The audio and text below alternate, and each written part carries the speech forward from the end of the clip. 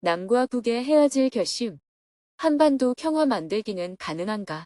2023년 11월 2일 평화재단 창립 19주년 심포지엄 네나벨방 미팅. 안녕하세요. 오늘은 평화재단 창립 19주년 심포지엄이 열리는 날입니다. 스님은 새벽 기도와 명상을 마친 후 새벽부터 병원에 정기 검진을 다녀왔습니다. 심장과 눈을 검사한 후 눈을 수술해야 한다는 의사의 소견을 받았습니다. 점심 식사를 한 후 오후 1시에는 평화재단의 손님이 찾아왔습니다.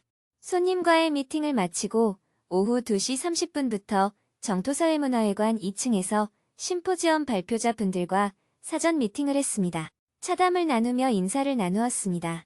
서로의 안부를 주고받은 후 3시 정각에 심포지엄이 열리는 지하 대강당으로 함께 이동했습니다. 오늘은 평화재단을 창립한 지 19년이 되는 날입니다. 남북의 평화와 통일을 발언하며 우리 사회의 원로 어르신들과 많은 전문가들이 뜻을 모아 시작했지만 아직 평화와 통일의 길은 요원하기만 합니다.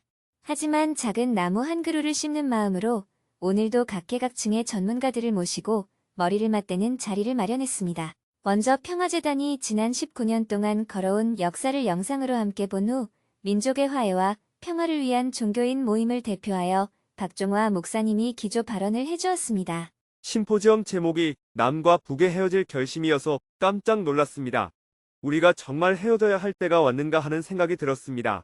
지금 이스라엘과 팔레스타인은 헤어질 결심을 한 것일까요? 네타냐후 정권도 그렇고 하마스 무장 세력도 그렇고 서로 다름을 인정하지 않고 있기 때문에 전쟁을 하게 된 것입니다. 남한과 북한은 이스라엘과 팔레스타인과는 달라야 합니다. 서로 다름을 인정하고 공존을 모색해야 합니다. 그래야 평화가 옵니다. 남한과 북한이 새로 만날 결심을 할 수 있게 그 방법을 여러분께서 찾아주시면 좋겠습니다. 저도 응원하겠습니다. 이어서 큰 박수와 함께 발표자들이 무대 위로 걸어 나왔습니다. 토론을 시작하기에 앞서 백이찬 전 민주평화통일자문회의 사무처장이 한반도 평화를 위한 새로운 발상이라는 제목으로 주제 발표를 했습니다. 남북은 상호 적대적 의존성에서 벗어나 각자성을 확보하고 서로에 대해 자유로워질 필요가 있습니다. 남북은 서로에 대해 국가적 실체를 인정하는 국호, 대한민국과 조선민주주의 인민공화국으로 호명해야 합니다. 남북관계가 아니라 한조관계가 되어야 합니다. 남북관계를 현재와 같은 통일을 지향하는 과정에서의 잠정적인 특수관계보다는 국가와 국가 사이의 특수관계로 규정해야 합니다. 남북 적대관계의 근원에는 상대의 정체성 부정, 국가성 부인이 자리하고 있습니다. 그동안 통일을 빌미로 남북이 상호 국가성을 부정하면서 오히려 남북 관계가 발전하지 못했습니다. 그런 점에서 지난 7월 26일 민족의 화해와 평화를 위한 종교인 모임에서 제안한 북미 수교와 북한 핵 동결을 협상하자는 안은 현재 시점에서 유일한 해결책이라고 생각합니다. 이어서 종합토론 시간을 가졌습니다. 배 전 사무처장의 발표에 찬성하는 입장과 반대하는 입장이 서로 오갔습니다. 스님은 전문가들의 의견을 경청했습니다.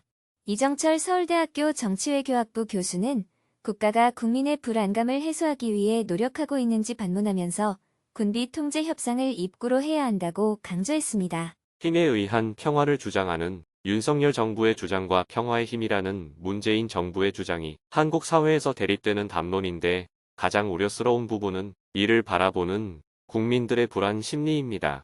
국가는 국민이 갖는 불안감을 해소시키려는 노력을 하고 있나요?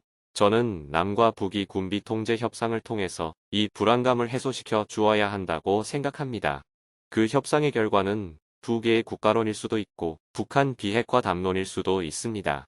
이혜정 중앙대학교 정치국제학과 교수는 이미 분단이 되어 살고 있는데 헤어질 결심이 무슨 의미가 있는가 하고 반문하며 대한민국의 영토를 한반도와 그 부속 도서로 규정하고 있는 헌법 3조를 언급하면서 헌법 3조의 영토 규정 폐지가 없는 이 국가로는 무슨 의미가 있는지 되묻기도 했습니다.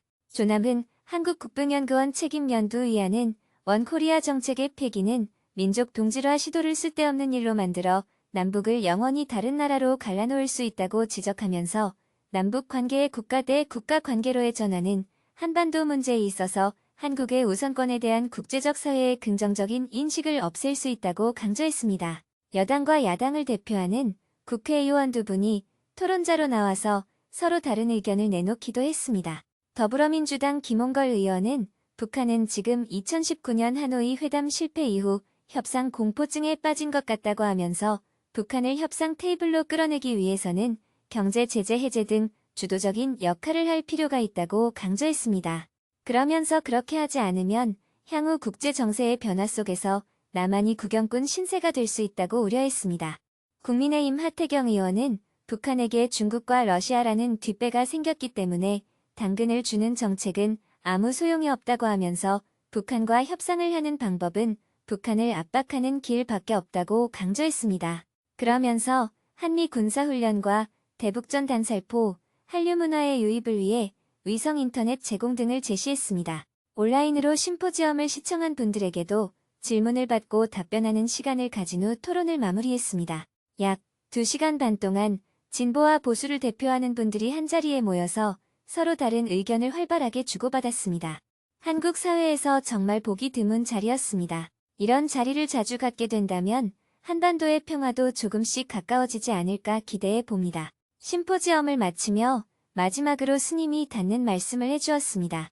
현재 한반도가 처한 현실과 그 원인, 그리고 미래의 방향을 여러 각도에서 말씀해 주신 많은 전문가분들께 감사의 말씀을 드립니다. 동유럽권 사회주의 체제가 붕괴한 이후 1994년 북한은 핵무기 개발로 인해 국제사회로부터 고립되었습니다. 1995년 북한은 최악의 식량난인 고난의 행군을 겪으면서 경제도 붕괴된 상황이었습니다. 미국 중심의 일극 체제였던 당시 북한은 미국을 비난하면서도 미국과의 관계를 개선하는 것을 생존 전략으로 삼았습니다. 2003년에 개최된 육자회담은 국제사회로부터 고립된 북한이 핵무기를 가지고 저항하는 것을 어떻게 해결할지가 주 관심사였습니다. 북한의 핵 개발과 강경 정책에 대해서는 중국과 러시아마저도 매우 불편한 입장이었습니다. 북한의 편을 들면 중국과 러시아도 국제사회로부터 고립이 되고 그렇다고 북한을 압박하기도 어려웠습니다. 실효성 없었던 강경 정책과 햇볕 정책. 이 상황에 대응하기 위해 남한은 강경 정책과 햇볕 정책이라는 두 가지의 정책을 번갈아 가며 실행했습니다.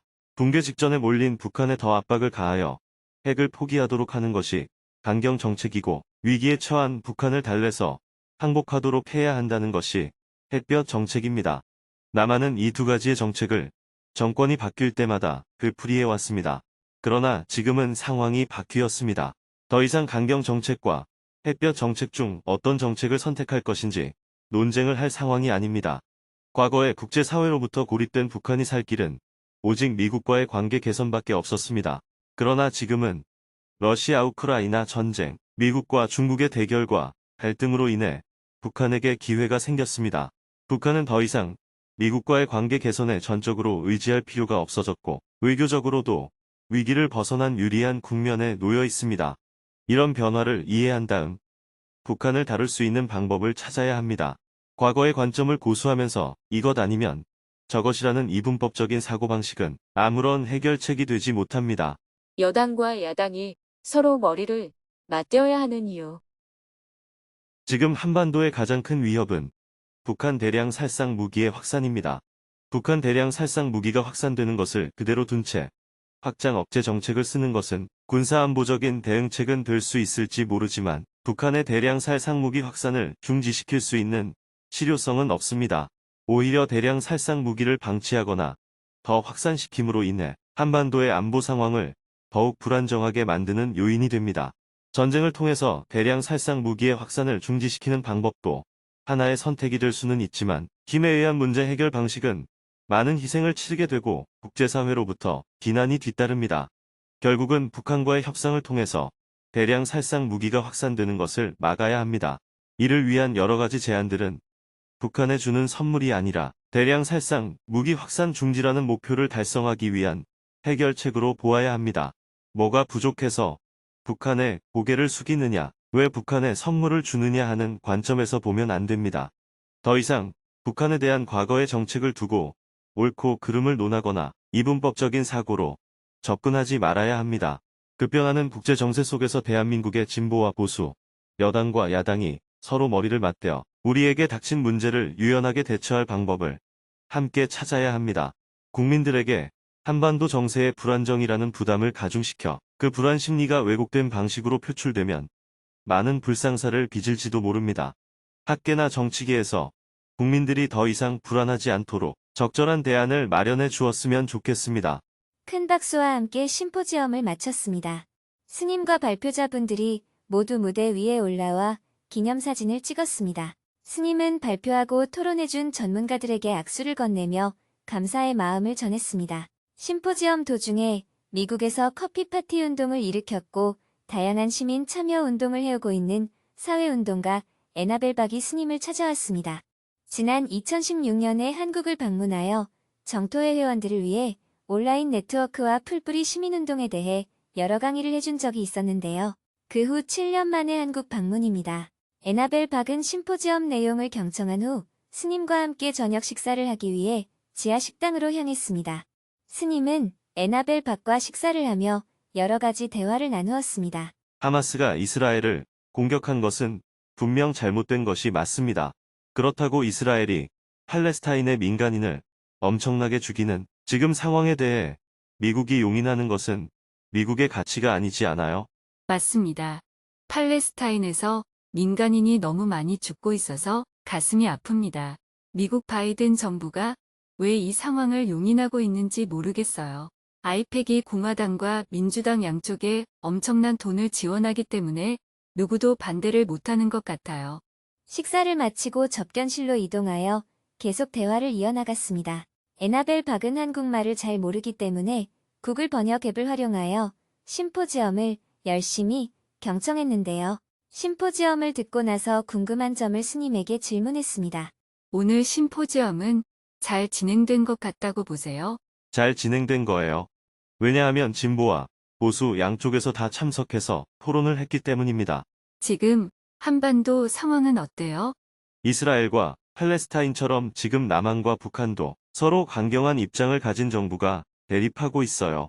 합리적인 생각을 가진 사람들은 용기가 없어서 발언도 못하고 제3세력을 만들지도 못하고 있어요. 미국 정치도 지금 미래가 밝지 못해요. 미국의 정치 상황, 한반도의 평화, 이스라엘과 팔레스타인 전쟁 등 여러 가지 주제로 대화를 나눈 후 함께 기념사진을 찍고 미팅을 마쳤습니다. 내일은 오전에 정토사회문화회관에서 주간반 시청자들을 위해 금요 증문즉설 생방송을 하고 오후에는 서울구치소에서 초청 강연을 한 후 JTS 활동가들과 온라인 간담회를 하고 저녁에는 다시 정토사회문화회관에서 저녁반 시청자들을 위해 금요 증문즉설 생방송을 할 예정입니다.